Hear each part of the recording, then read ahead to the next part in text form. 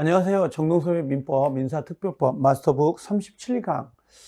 이번 시간은 우리가 유치권을 좀 정리를 할 거예요. 그래서 37강하고 38강은 유치권자의 권리 의무까지 정리를 해둘 건데, 유치권은 우리 시험에서는 두 문제 정도를 생각하고 가시는 게 좋습니다. 한 문제가 나올 때도 있지만 한 두 문제 정도.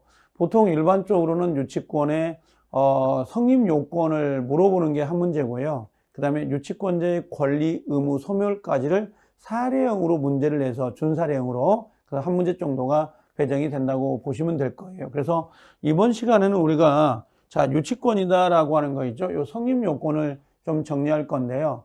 우리가 유치권이라는 의미가 뭐죠? 유치권이다라고 하는 것은 일반적으로 우리가 이런 식이죠. 갑이 집을 가지고 있다. 근데 의리한 사람에게 요걸 좀 뭔가 좀 리모델링 수리를 좀 해달라고 수리를 해달라고 해서 이 공사업자 이 사람은 한 2천만 원 정도를 들여가지고 공사를 했습니다. 그럼 당연히 이 사람은 뭐가 돼요? 채무자가 되고 이 사람은 채권자 겸 유치권자가 되죠. 얘가 2천만 원을 주고 집을 찾아오면 되는데 2천만 원 안 줘요. 공사 대금을 안 주니까 당연히 공사업자는 그 집을 점유하고 인도 거절하면서 채무자에게 심적 압박을 줘서 그 채권을 해소하겠다라는 게 바로 유치권이에요. 이 유치권은 법정 담보 물권이기 때문에 등기를 하지 않고 당연히 요건만 갖추면 성립이 되거든요. 이 유치권은 동산이든 부동산이든 상관없이 성립이 된다는 걸 기억하시면 되는데요. 지금 우리가 유치권을 인정해 주는 것은 공평의 원칙이라고 보시면 될 거예요. 그래서 먼저 유치권은 요 부정성이 상당히 엄격합니다. 요 부정성은 뭐예요? 피담보 채권, 그 채권과 그 다음에 유치권은 뗄래야 뗄 수가 없어요. 그래서 불가분성까지 모두 적용이 되는데요. 유치권은 우선 변제권은 없어요. 그래서 우선 변제에 따른 물상대위도 없다라고 하는데요. 저는 이걸 외울 때 뭐라고 하냐면 물이 없다 이렇게 외우거든요. 요 우자라는 게 뭐예요? 우자라는 게 우선 변제권이고 요 물자라는 게 물권적 청구권이고요. 그 다음에 요 우자라는 게 요 물상대위를 말합니다. 그래서 물상대위도 없다. 이렇게 정리를 하시면 되고요. 일단 유치권의 성립 요건이 뭐냐? 상당히 중요합니다. 이 5가지는. 첫 번째는 타인 물건이어야 돼요. 타인 물건. 그러면 자기 물건에 대해서는 유치권이 성립되지 않는다. 이렇게 정리하시면 되는데요. 이때 물건은 동산도 되고 부동산도 상관없어요. 동산, 부동산 모두 유치권이 성립될 수가 있는 거고요. 이 물건 자체가 채무자 소유이건 제3자의 소유이건 상관없이 당연히 유치권이 성립이 돼요. 만약에 내 노트북을, 제 겁니다. 제 노트북을 내가 만약에 수리해달라고 부탁을 했습니다. 그럼 나중에 수리비가 5만 원 나왔다. 그럼 내가 5만 원 주지 않으면 그 센터 직원, AS 센터 직원은 나한테 유치권을 주장하면서 돈 줄 때까지 못 주겠다 그럴 수 있거든요. 만약에 제 아들 노트북을 제가 만약에 AS 센터에다 맡겼어요. 그럼 채무자는 나죠. 근데 그 물건의 소유자는 아들이란 말이에요. 그럼 아들이 가서 AS 센터에다가 노트북을 달라고 할 때 내가 채무자이지만 돈을 주지 않는다면 그 센터의 직원은 누구에게나 유치권을 주장할 수 있어요. 돈 받을 때까지 내가 이거 물건 못 줍니다 라고 할 수 있거든요. 그래서 그 타인 물건이면 되는 거고 그 타인 물건일 때에 그 유치권자의 것만 아니면 돼요. 그러면 여기는 보면 유치권은 법정담보이기 때문에 등기 없이도 성립된다 그러는데 여기다가 하나 기억할 건 뭐냐면 우리가 건물을 신축해 달라고 하는 경우가 있잖아요. 도급인이 있고 수급인이 나올 거거든요. 그럼 뭐냐면 만약에 도급인이 재료를 됐어요. 도급인이 재료를 됐다. 그럼 당연히 신축한 물건에 대해서는 이건 수급인 것이 되는 게 아니에요. 이건 도급인 거거든요. 그래서 수급자가 공사 대금을 못 받으면 이때는 유치권이 가능해요. 이건 도급인 거기 때문에. 근데 반대로 도급인이 재료를 된 게 아니라 이걸 수급인이 재료를 댔어요. 수급인이. 그럼 수급인이 재료를 댔을 때는 얘는 유치권이 되느냐 이렇게 묻습니다.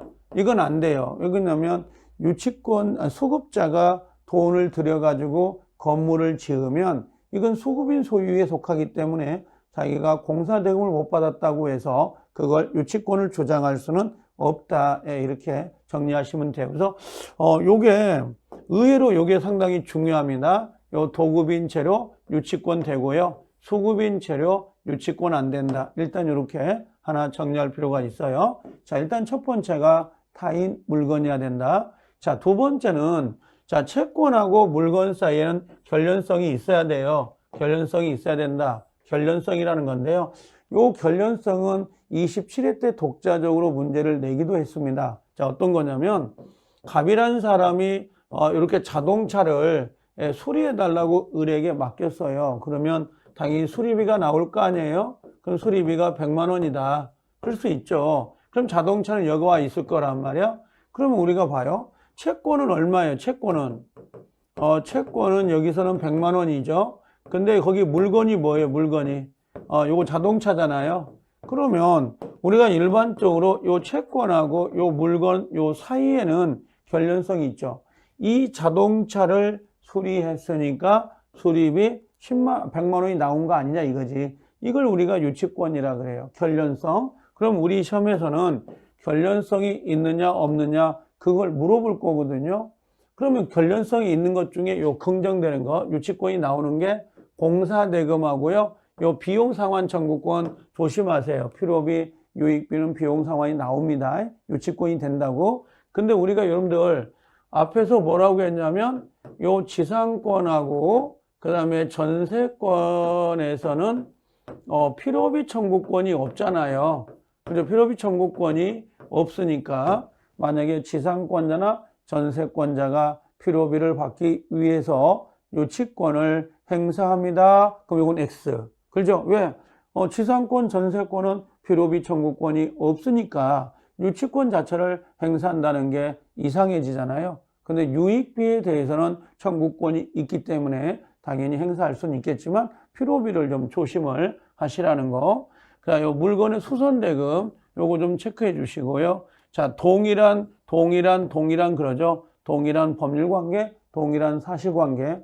비가 오는 날 우산을 가지고 갔는데 누군가가 내 우산을 가져갔더라. 그럼 내 우산 줄 때까지 나도 당신 우산 못 주겠습니다. 요게 동일한 사실관계. 우리가 보통 식당에 가서 신발을 바꿔 신고 가는 경우가 있잖아요. 그럼 당신 신발, 내 신발을 줄 때까지 당신 신발 못 주겠습니다. 그런 것도 하나의 유치권이 될 수 있다는 겁니다.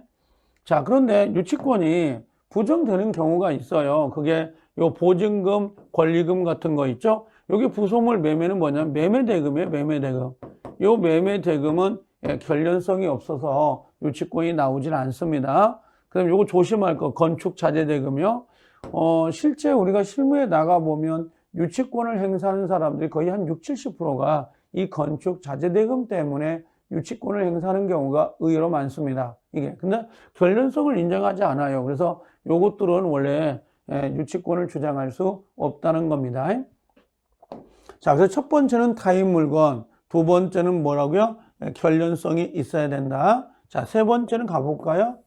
자, 세 번째는 뭐라고 되어 있냐면 채권이 변제기에 있어야 된다라고 되어 있어요. 그래서 변제기에 유치권자는 성립 요건인 동시에 실행 요건이에요. 유치권자의 성립 요건인 동시에 실행 요건이다라고 되어 있고요. 자, 유익비 상환의 경우 채무자가 법원으로부터 요 기간을 허여받은 경우가 있어요. 허여받았다. 기간을 허여받았다면 당연히 이건 변제기가 도래한 거야, 안 한 거예요? 변제기 도래가 아니다. 그럼 변제기 도래가 아니기 때문에 당연히 유치권이 돼야 안 돼요. 유치권 행사가 안 된다라고 되어 있습니다. 요건요. 그래서 좀 조심할 필요는 있죠. 그래서 변제기가 도래해야만 유치권 행사가 가능한데 유익비에 대해서는 상환기간을 법원이 허여할 수가 있고요. 필요비는 그거 없습니다. 유익비만 있는 거죠. 그럼 만약에 상환기간을 허여해버리면 변제기 도래가 안 되잖아요. 그래서 유치권이 나올 수 없다라는 거. 자, 그 다음에 네 번째 요건은, 자, 유치권은 반드시 적법점유해야 돼요. 적법점유. 그럼 우리가 뭐라고 했냐면, 자, 불법점유자가 있을 수 있잖아요. 그럼 불법점유자는 유치권 행사가 안 된다는 걸 기억하시는데요. 자, 이때 직접 점유가 됐든 간접 점유가 됐든 상관은 없어요. 직접, 간접 상관이 없는데, 여기서 좀 조심해야 될 게 하나가 뭐냐면, 이런 건 있어요. 갑이라는 사람이 을에게 자동차를 가지고 있고 얘가 유치권자입니다. 요건 채무자가 되는 거고, 그럼 이 유치권자가 요 자동차를 누구한테 제3자에게 자동차를 맡겨요. 그럼 이 3자가 뭐가 돼요? 직접 점유자가 되고 얘가 간접 점유자가 되니까 유치권 행사는 가능해요. 3자가 직접 점유하면. 근데 이걸 채무자에게 자동차를 넘겨줘요. 그럼 채무자가 직접 점유자가 되면서 요 유치권자, 채권자가 간접 점유하는 형태는 유치권 성립이 안 돼요. 이건요. 그래서 여기도 한번 정리해 보면 이렇게 하면 될까요? 제3자를 직접 점유한다, 점유자다 그러면 이건 유치권이 되는 거고요. 그 다음에 채무자를 직접 점유한다 그러면 이건 유치권이 안 돼요. 요 두 개 팔리니까 기억을 하셔야 되는데 3자 그러면 유치권 되고요. 채무자가 직접 점유한다? 그럼 유치권이 안 된다는 거 요거 유념해 주셔야 됩니다. 그 다음에 불법 점유는 당연히 유치권이 성립되지 않는다는 거. 자, 요건 놔두시고요. 그 다음에 마지막으로 뭐가 있냐면 5번에 유치권 배제 특약이 존재하지 않아야 되는데요.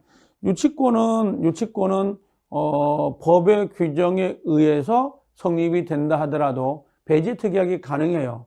내가 만약에 세탁소에 세탁물을 찾으러 갔는데 만약에 세탁비를 들고 가지 않았다. 그럼 당연히 나는 유치권을 주장할 수 있죠. 그 세탁소 아저씨는. 그럼 내가 비용을 줄 때까지 난 세탁물 못 줘요 라고 할 수 있다는 거지.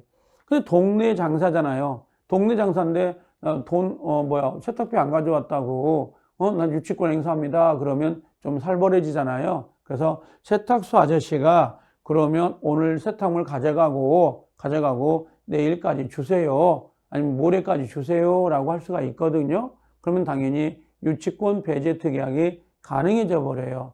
그걸 생각하시면 됩니다. 자, 그러면 일단 유치권의 성립 요건은 첫 번째가 뭐였죠? 성립 요건지 타인 물건. 두 번째는 결련성이 있어야 된다. 결련성. 세 번째는 변제기가 도래하여야 된다. 네 번째는 우리가 점유, 불법 점유가 아니에요. 적법 점유이어야 된다. 마지막으로 배제 특약이 없어야 된다. 그래서 이 5가지 조건을 갖춰야 유치권이 성립될 수 있다는 것을 유념해 주시면 될 거예요. 자, 여기는 이제 유치권의 종합인데 유치권이 인도거절이다. 누구에게나 주장할 수 있기 때문에 경락인에게도 당연히 주장할 수 있고요. 유치권은 점유가 생명이에요. 그래서 성립요건, 존속요건이고, 자, 유치권은 물청이 안 돼요. 우물물이 없다. 우물물이 없죠. 그 다음에 요건 법정 담보물권이기 때문에 등기가 안 되더라도 성립이 되고요.